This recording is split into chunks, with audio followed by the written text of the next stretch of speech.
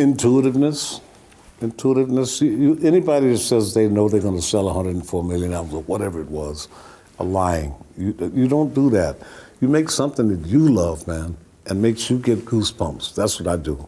And I don't care if anybody else gets them.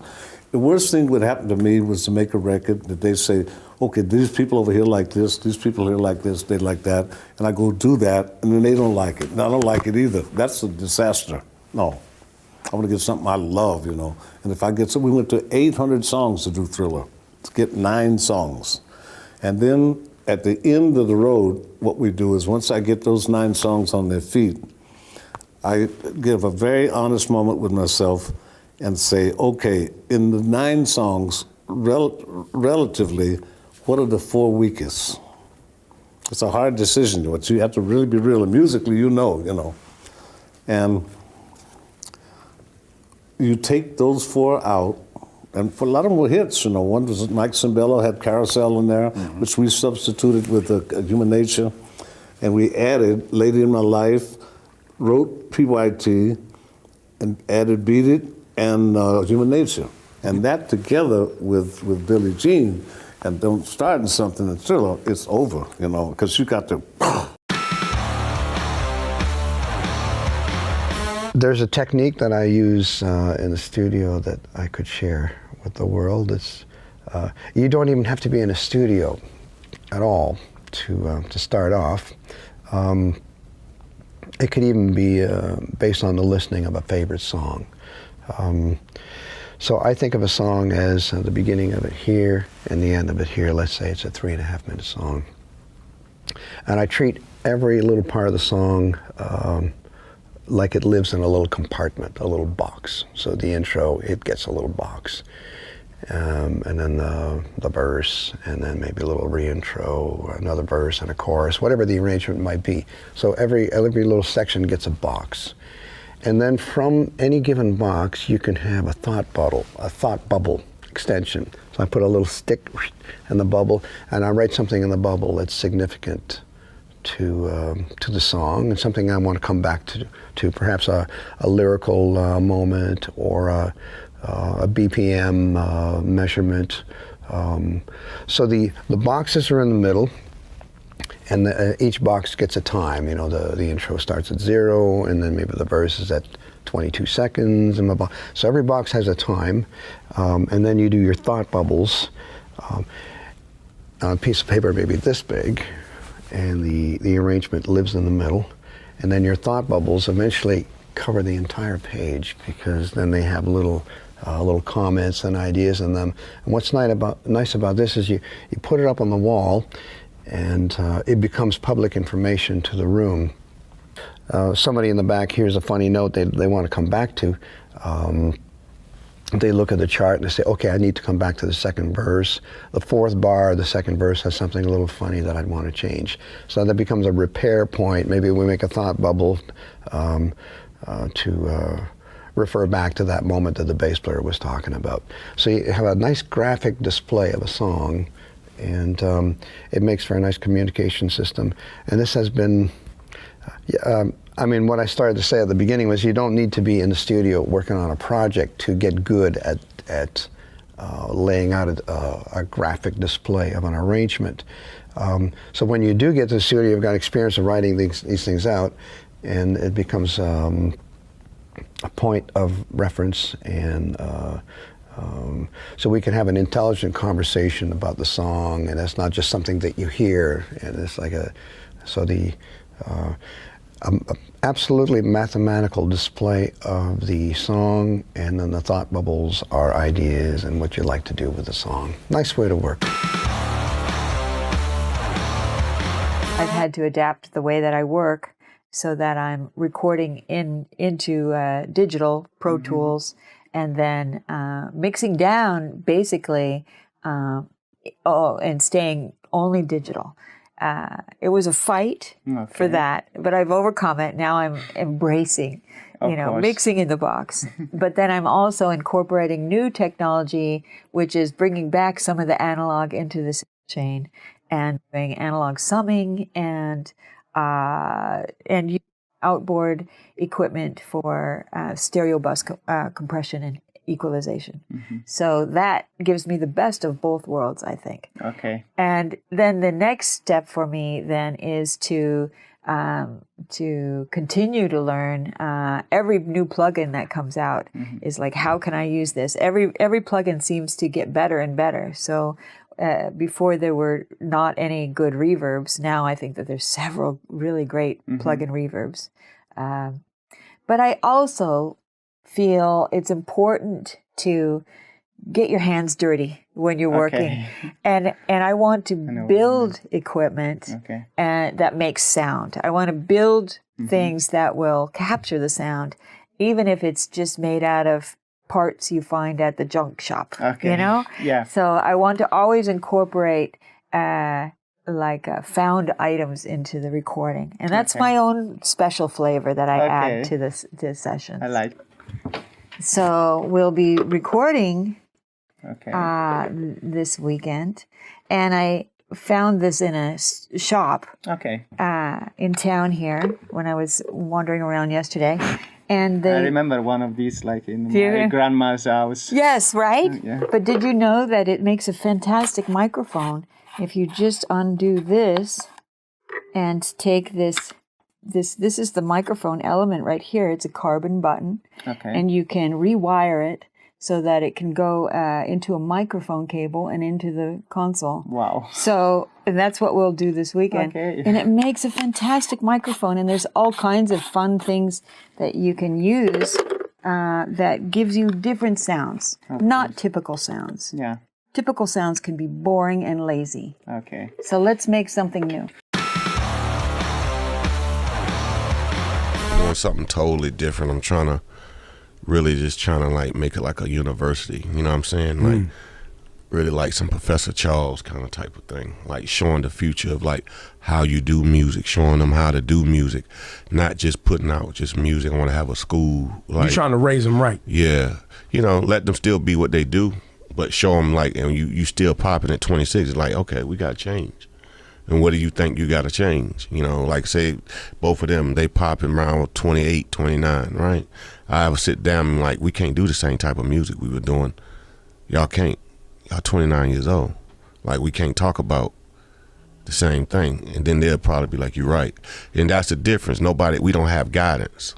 I want to be like, you know, the person. I don't want to control what they do or tell them what they do, because guess what? They know their peers. I don't know it like that. I'm learning it as I go in the rim of it. So I just be like, okay, you got them. Every artist has to evolve, but evolve into your time. So and eventually I'll tell them as they get older, we 4 albums in and the world loving them, we can't do the 5th album like this. We have to now change. Here's where music gets hard, because now we have to start studying where you've been at, what have you been through, what have your life took you from that point on to this point now. And, you know, and that's what you write about. As a producer, when you go into your DAW and you can find some part of it that no one else really knows, that sets you apart, right? So if you figure out how to, I don't know, do some like weird side chain compression, you have ways of using other things like Max MSP or these other technical things that are so minute that it'll actually set you apart from another producer. Those things are really valuable. For me, I started up a little differently because I'm like LA underground beat scene, this sort of like world that started off in this very artistic way down here. And if you love what you do and you make a song that resonates with people, you don't have to try too hard. I mean, there's a point at which you need like whatever business or hustle acumen, but then essentially if you're like a really good musician and you have the heart and people can see that and people hear the quality in what you do, you know, you'll find a way.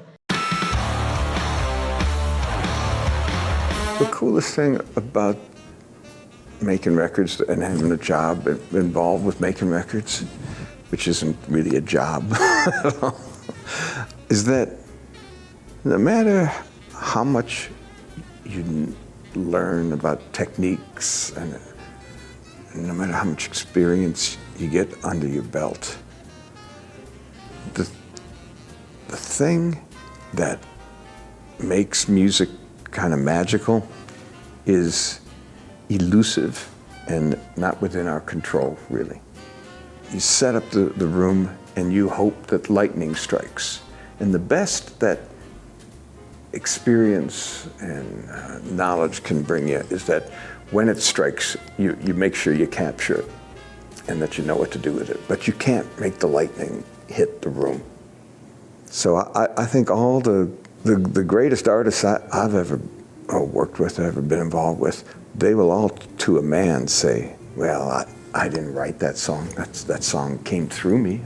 I remember moving the pencil over the page, but I don't know where that came from. Keith Richards, for example, he doesn't say in the studio, I've got an idea. He says, hold it, incoming. And that's really the thing. So there's tremendous suspense to every session. When's the lightning coming? Is the lightning coming? Will the lightning ever strike again, maybe, you know? And it does strike. And when it happens, it's such a rush, man. You know, it's like surfing. You know, you may wait out in the ocean all day, and then that wave comes in, and you get this exhilarating ride, and you're producing adrenaline and dopamine and serotonin, and you're just swept away by the music, and it's the greatest feeling in the world. And that's still the best part of the job, is when it all mysteriously comes together.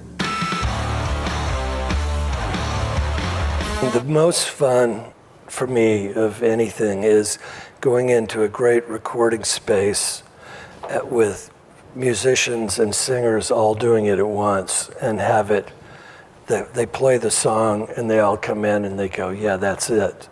You know, rather than constructing it, it all blends in the room. And when that's happening, a lot of times I just walk out into the room and I walk around until I can hear everything. And then I just stay there until I hear it be finished, you know.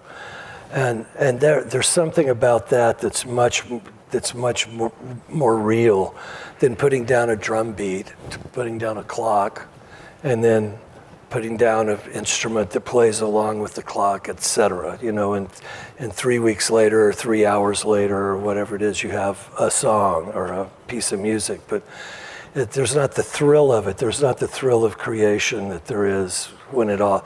There's a Greg Allman record we made called Low Country Blues, and there were 15 musicians and Greg all going at it, getting after it at once, and it was thrilling. It's the same experience one gets at a concert, except it's much more intimate. It's, you know, you're right in the middle of it. These bursts of inspiration that, like, we write a song in like 2 days, and then it's just me slaving away by myself in front of a computer for 6 months to like drag it to the finish line. That long for one song? Sometimes you have a song that's like, you know, the chorus is so special, but like the drum beat isn't right. So like, Don't Leave Me Lonely is this track with Yeba. She wrote this chorus the first day we got together, and it was so like striking and felt so like heartfelt and catchy and just everything. And I must have changed the beat 18 times, and finally, you know, I've been DJing a lot, playing a lot of J Hus stuff in my sets, and I just loved the sound and the way the production of that moved, and I was kind of doing my own shitty version of it, and I was like, why don't I just call J5? I mean, I must know somebody who knows him. so like, that was one of those songs I probably did like 5 or 6, more like 12 or 13 versions of the beat before we got it. I mean, that's not really anything new to me. I feel like even with Uptown Funk, that song took 7 months, because like, I always feel like if you have a song or something that really feels special, like, until that whole song feels as good as, it gives you that same feeling as that one initial part, yeah, like, it's kind of not done. You don't want to like let that song down by like not exhausting every possibility. To be a producer, you have to make it work. Right. You have to have a lot of other skills besides being a musician. Yeah. And that's just one of the many ingredients that makes up a producer. You have great people skills, which is almost kind of like political skills. You have really, you know the how to read people, and that's whether well, that's I got that from my parents. And that's very deep because that's as a producer, you've got several personalities that you're balancing, and you're trying to pull out the best of what they have. It's a thing that you're always refining. Yeah. It's never just a thing. It's a moving target, and it's something that you have to keep refining, and you never really. First of all, you never have it made, and you never get it down. Right. You're always trying to get better. Right.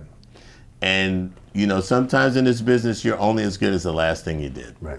So you never walk around thinking, I did it. I got it. Yeah. That's the kiss of death. I spend time with the artist and kind of see where they're at, and I try to imagine what them at their best is, and then try to set up whatever situations we can to allow that to happen. Is that we really have no control over it happening, is the reality. It's a frustrating job in many respects because it's like fishing. You can go out fishing, but you can't say, I'm going to catch 3 fish today. It's like we have very little control over this process. It's magic, really. The goal is to create a setting where an artist can be completely vulnerable and feel completely free to be themselves 100% with no shame or feeling of needing to perform a certain way and no expectation. Just really a safe place to be naked, basically. Show their innermost soul, and sometimes it's as simple as not having anyone else, not allowing anyone to visit the studio. Sometimes when friends are around, an artist wants to perform for the friends, and for some artists, having friends around gets a better performance out of them. Yeah. For other artists, it does the exact opposite. Yeah. So it's like really reading the situation, seeing what's right for that artist, and experimenting. So much of it is experimentation. Very rarely do I go in with a preconception of what it's going to be, other than really good and know that it'll be as long of a journey as it needs to be for it to be really good.